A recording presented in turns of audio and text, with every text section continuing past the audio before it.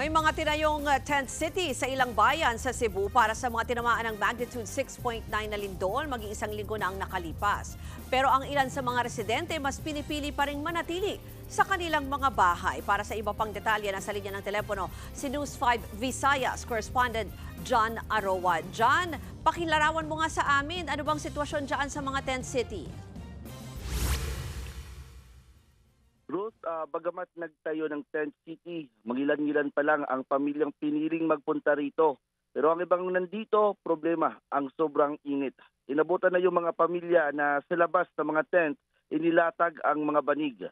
Ang kalalakihan at ang mga bata ay nagtatanggal na ng mga damit pang itaas para maibsan ang init. Lumipat sila dito kagabi, Ruth, habang ginagawa pa itong kanilang mga bahay. Sa kabila niyan ay mas maigi na raw na tiisin ang init dahil nasa ligtas silang lugar. Lumilindol pa rin kasi dahil sa mga aftershock sa lugar.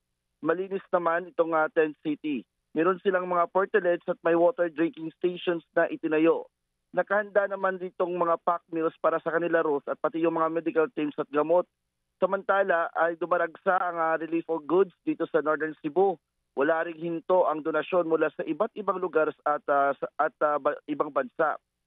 Ross, nag-deploy na rin ang Department of Social Welfare and Development o DSWD ng mobile kitchen at itong kanilang unang bugso ng ayuda. Naghahanda na rin ang DSWD, Ross, sa kanilang second wave ng distribution ng ayuda.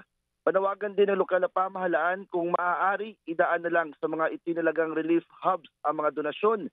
Ito rin para masigurong pantay at maayos ang pamimigay ng mga tinamaan ng lindol. Ruth. Yan po ang Express Report in News 5 Visayas correspondent John Arowa mula sa Bogos City. Mga kapatid, Ruth Cabalco, para sa mabilis na pasada ng mga balitang dapat niyong malaman, mag-follow at mag-subscribe sa social media pages ng News 5.